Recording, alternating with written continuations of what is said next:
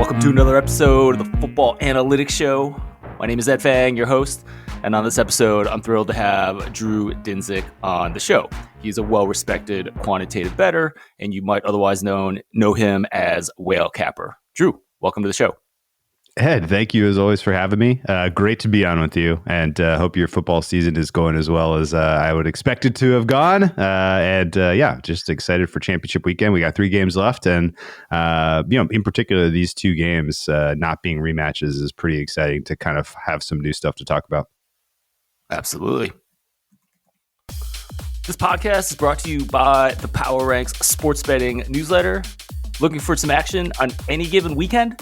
This is the free service for you, as 5 Nugget Saturday is my curated list of tips and analytics.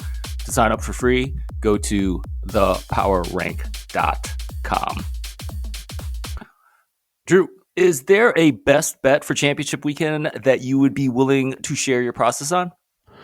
Yeah, sure. Let's. I got a couple of relatively equally staked bets so far, but one that I'm kind of keen on that we haven't really gotten a market up for, but kind of can dovetail with a good conversation good conversation on process, and that's this total in Baltimore, right? We're looking at a current market consensus right now, 44.5. And I get how you can arrive at that sort of being a fair number if you're approaching NFL handicapping correctly, and you're using any kind of quantitative process, and you're using a relatively balanced weight of data that you have from this season from these 2 teams. I can understand how you get to 44.5. I think there are 2 pretty instructive things though that you need to be taking account of this season that get me to 47 for being fair.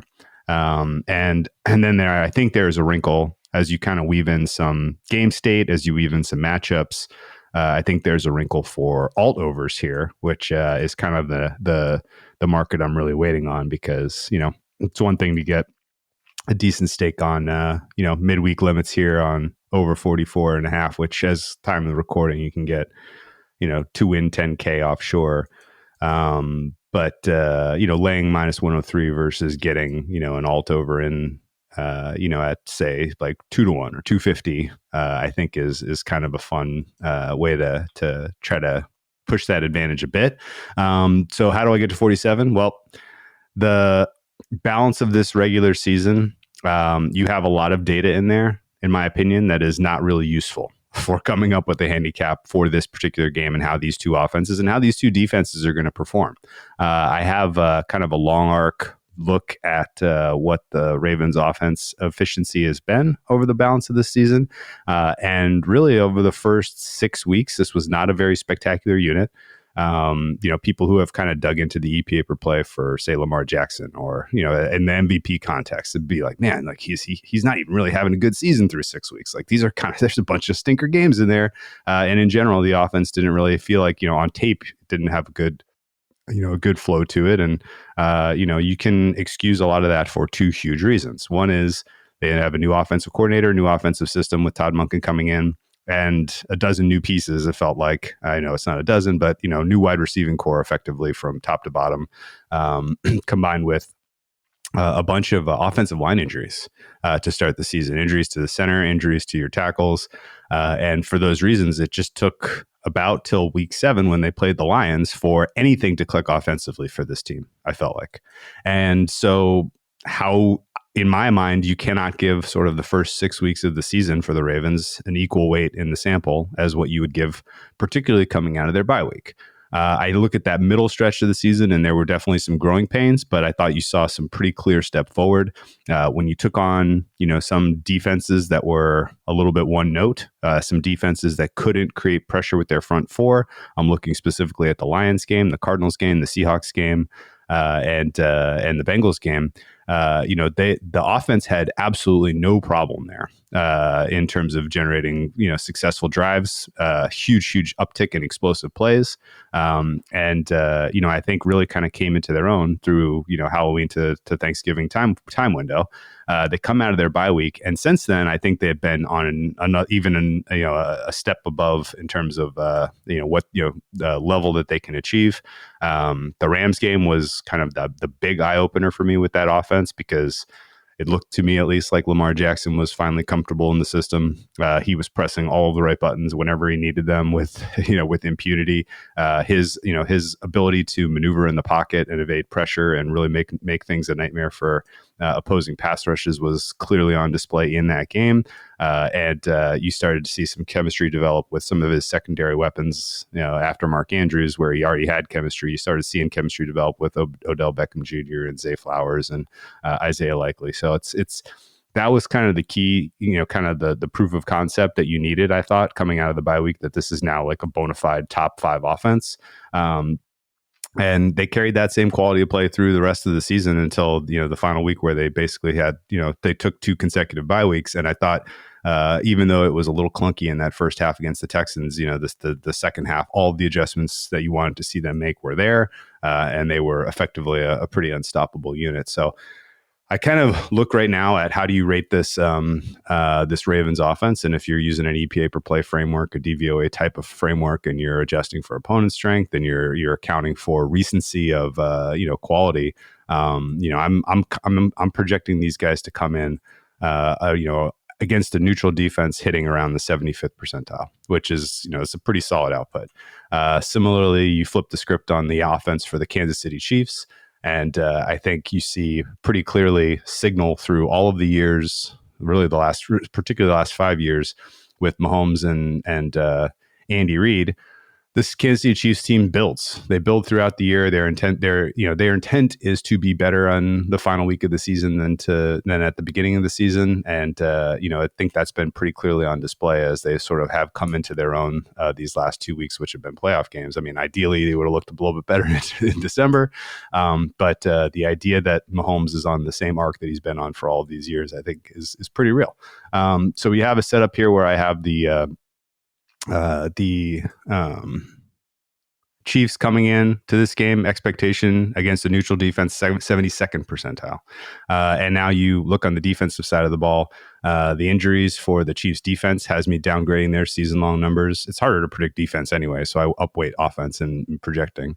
And downgrade the Chiefs defense because of the injuries up the spine. And I think people are kind of a little higher on the Ravens defense than I am, just based on they haven't played very many good quarterbacks, and so when you make an opponent adjustment for the quality of play and you do time weight it, I actually have the Ravens defense pretty close to average. So I'm expecting this one, to have 2 pretty high quality performances here from the offense, just in a vacuum, which gets me to the median projection of 47 points. And, then you kind of take this a step further into game state, and you're like, okay, well, if these 2 offenses, if baseline we're saying that these 2 offenses are going to have pretty high success and explosive plays are possible, matriculating drives are absolutely possible.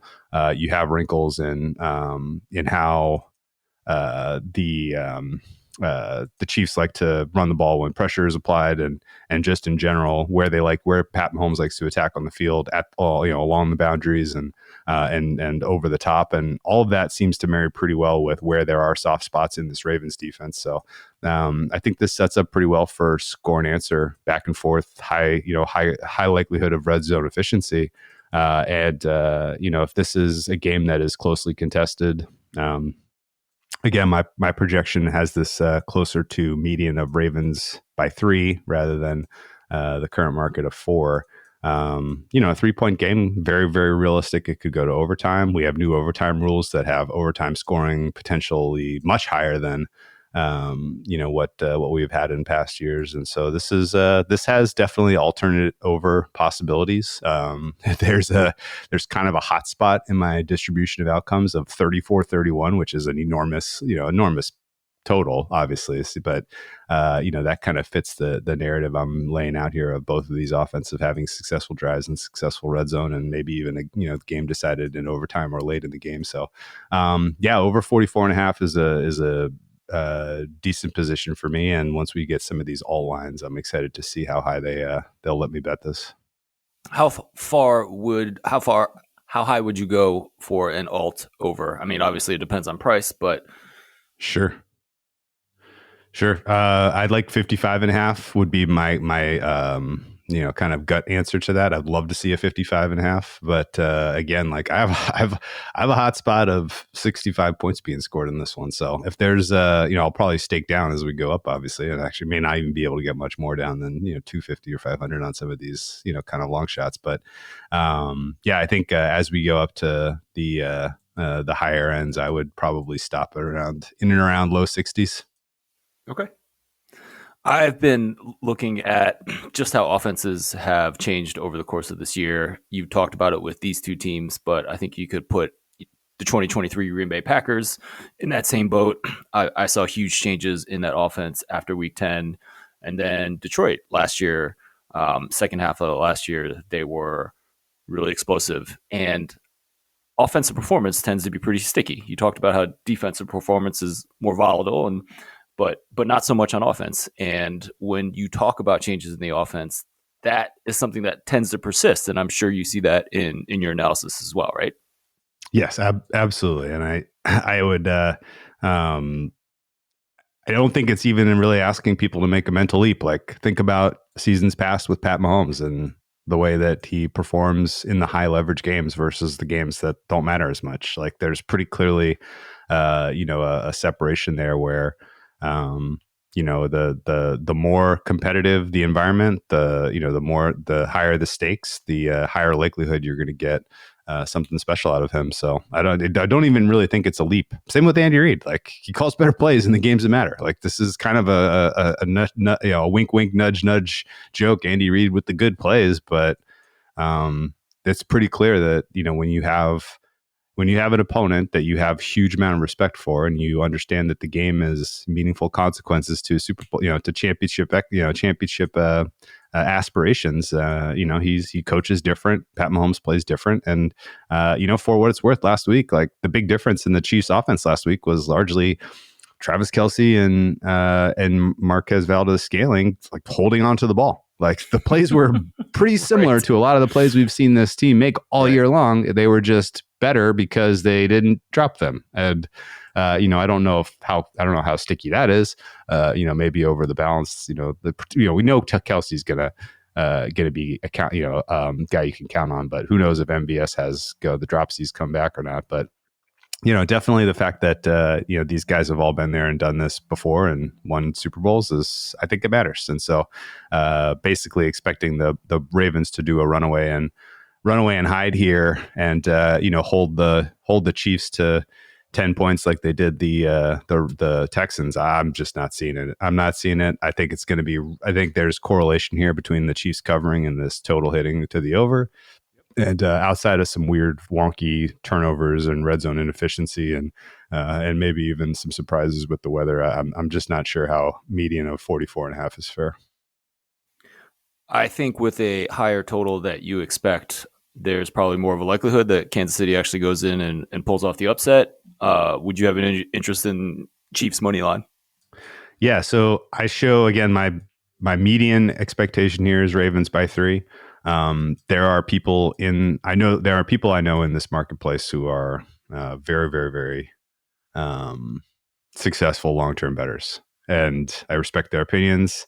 And gut reaction from them when they saw this number was too low. Like, should be 4.5, should be 5.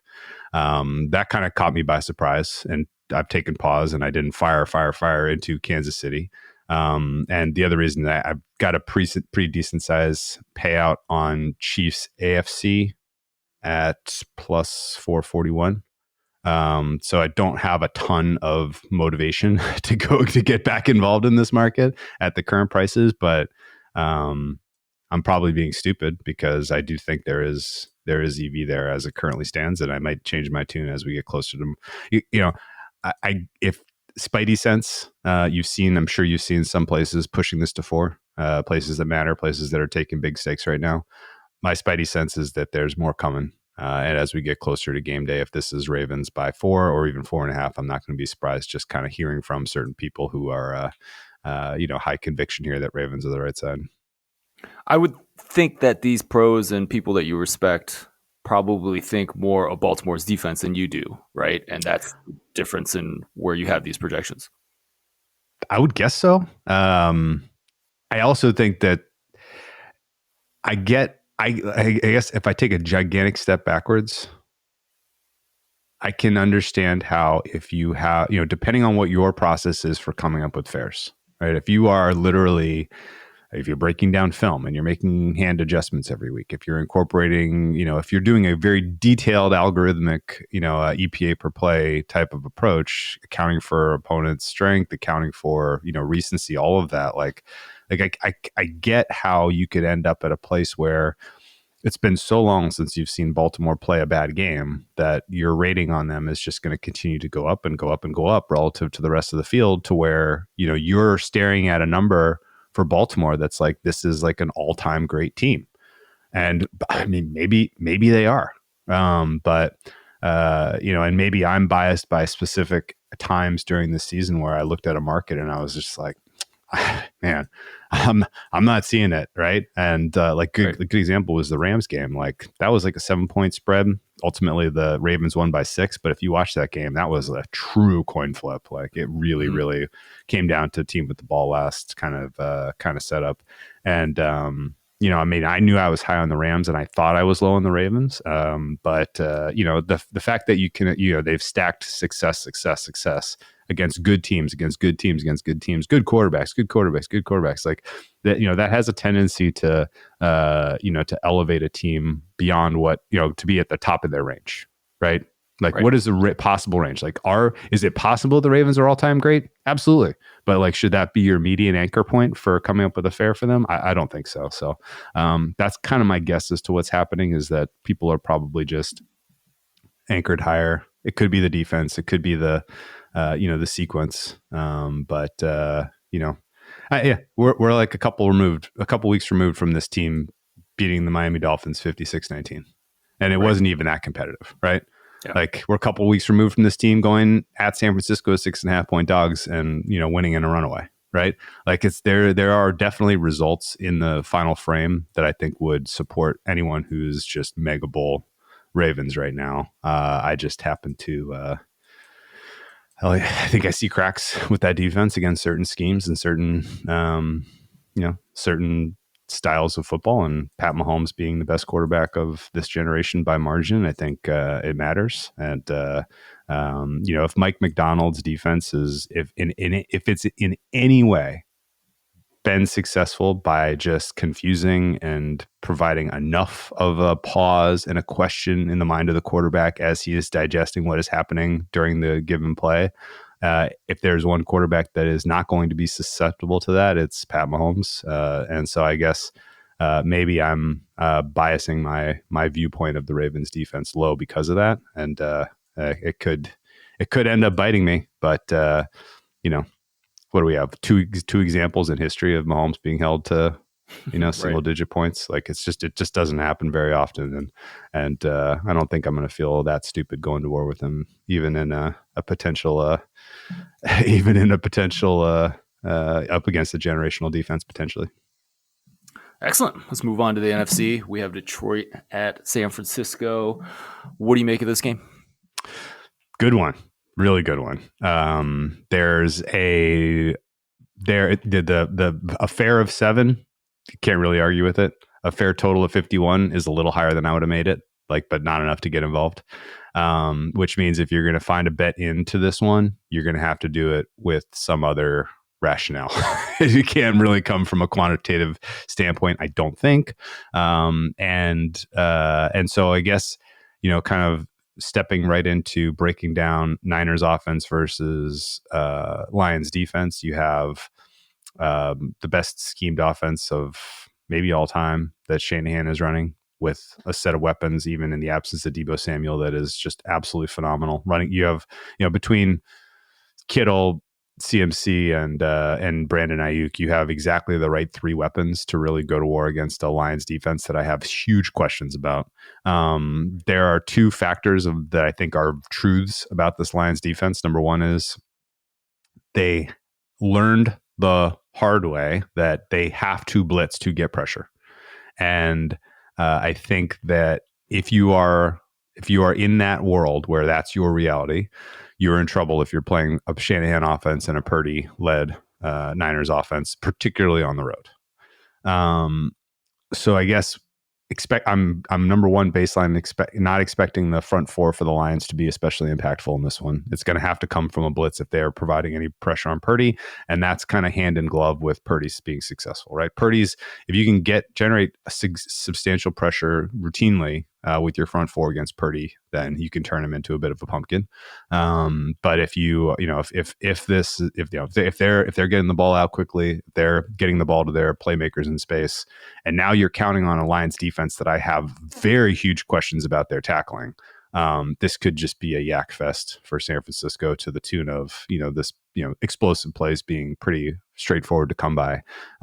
Good luck tackling CMC if you can't get Rachaad White down. And that screen pass that the Bucs had in the red zone was just like, you guys gonna play defense today? What are we doing?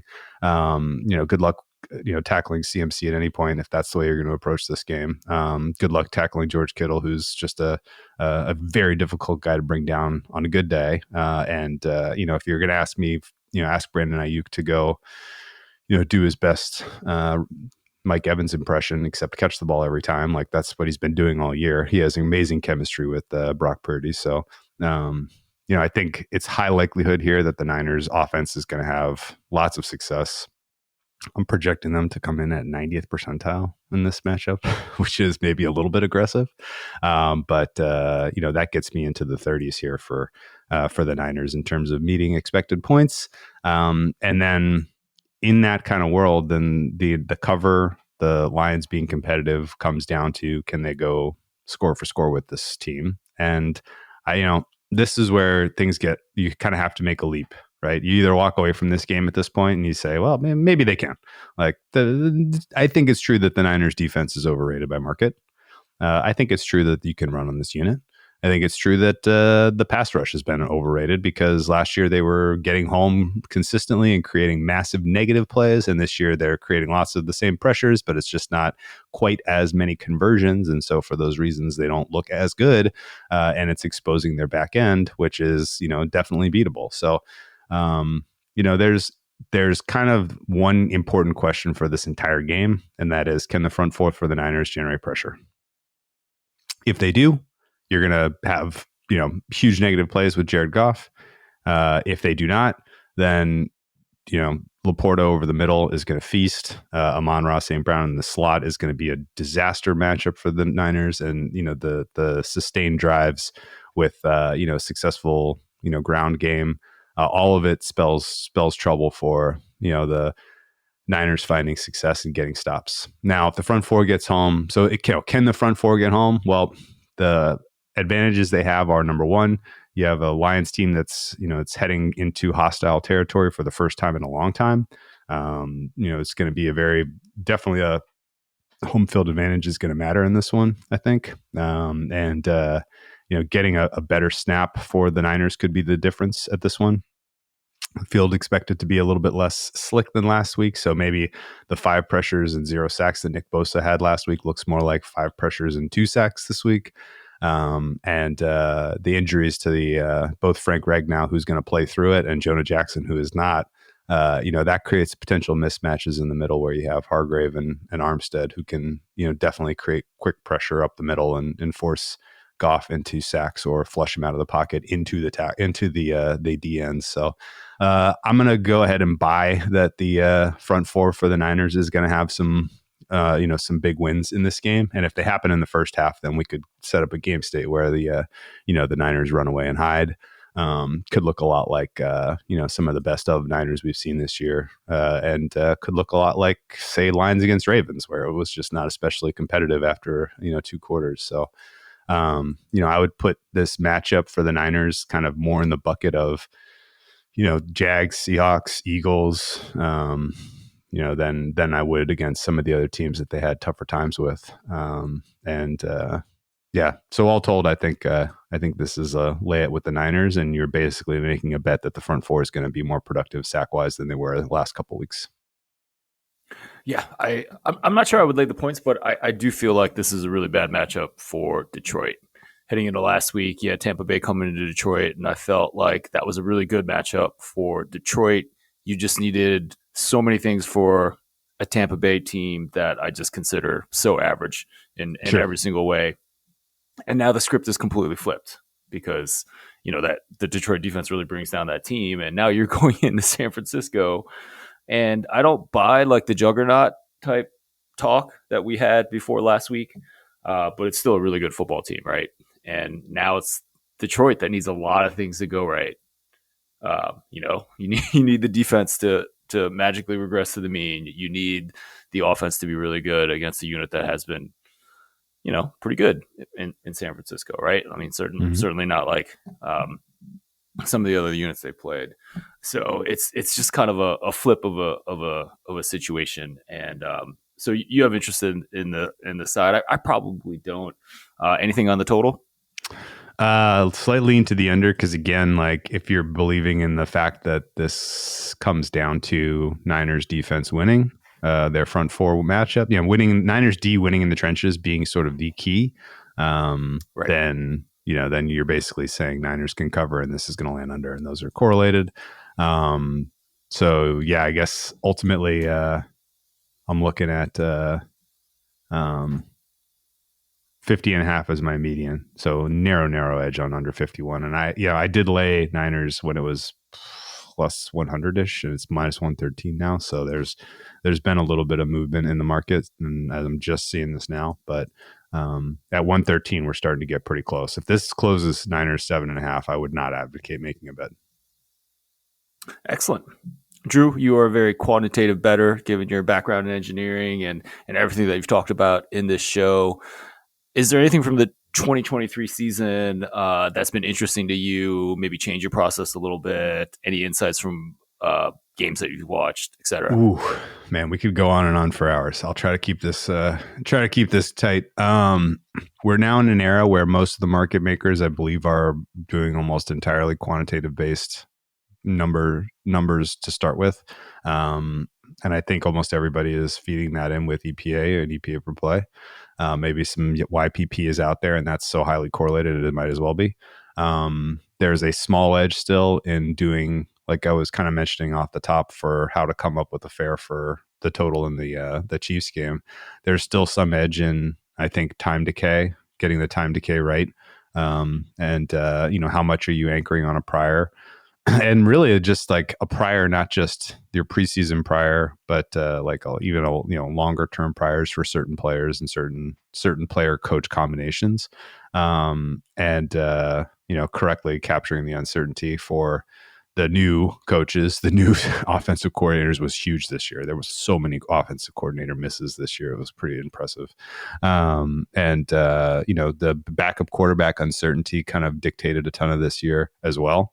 I don't have the numbers in front of me, but just off the top of my head, I have to guess there were the most starts by non top 32 to start the season that we've ever had. Basically just more backup QB starts than we've ever had, I would guess, this year. So that made things kind of chaotic market wide. I would say there was more injury speculation this year than there usually is, less waiting for kind of certainty on Friday, Saturday, Sunday, and more people who are willing to get down Wednesday, Thursday with kind of speculating on injury stuff, which is kind of interesting because I think that made, some of the market moves midweek a little bit more kind of a little more signal, a little less noise. There were definitely years in the past where, the midweek stuff was kind of all just meh. And you had to kind of wait until Friday to get the real signal on what was the right side. And so that's kind of moved a little bit earlier in the cycle, which is cool. Let's see.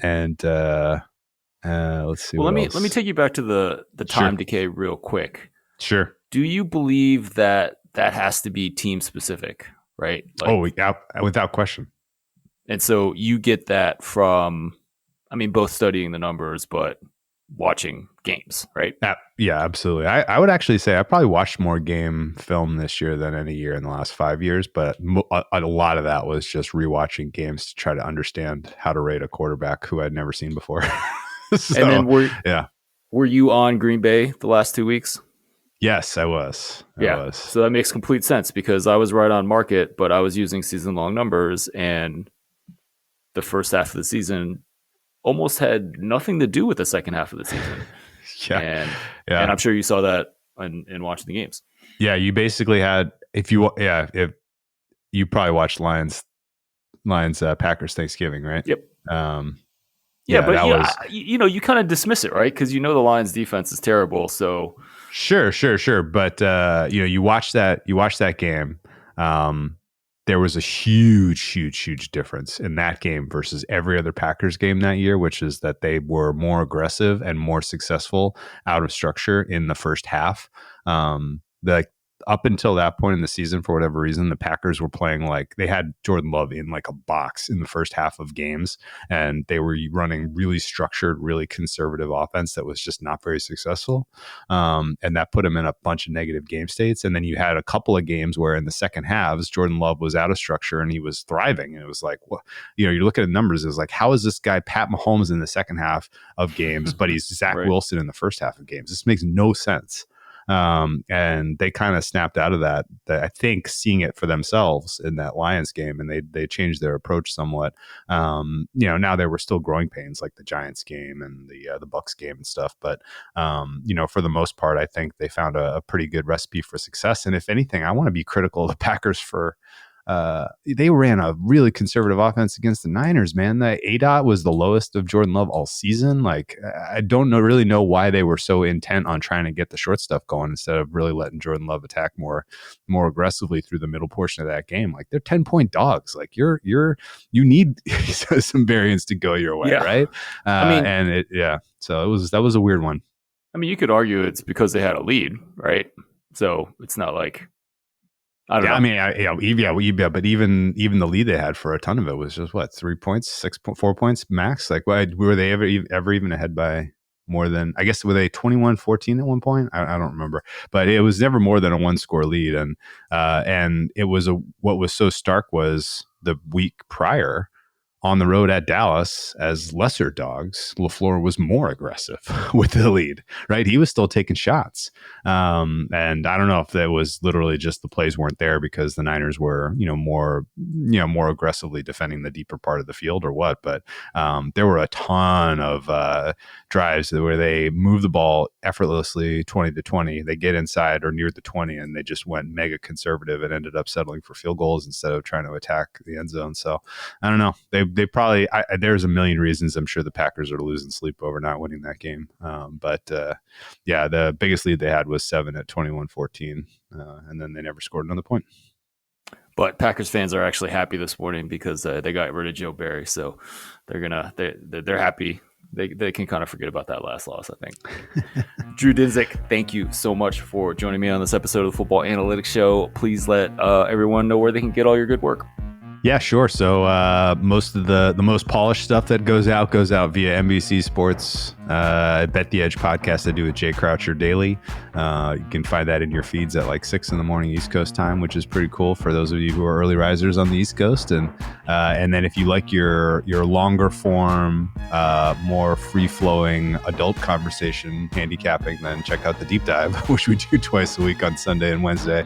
And I don't know what our off-season plans are going to be because our in-season was so focused on breaking down all the NFL, but we're surely going to have some fun off-season content after we wrap up the 2024 season. And you're still very active on Twitter. Please let everyone know where they can find you. Yeah, at @whale_capper. Try to do a decent job of pushing my stuff out there, and if my DMs are open too. If you have any questions or thoughts, or you disagree strongly with any of my takes. And we should definitely end by mentioning that Drew does a lot of NBA and tennis as well. So those are fun things to bet on when there's not football, which unfortunately will happen soon. It's coming. Thanks again for listening to this episode of the Football Analytics Show. My name is Ed Fang, your host. Just a reminder, you can get my free sports betting newsletter. Check that out at thepowerrank.com. Thanks again for listening, and I'll talk to you again next week.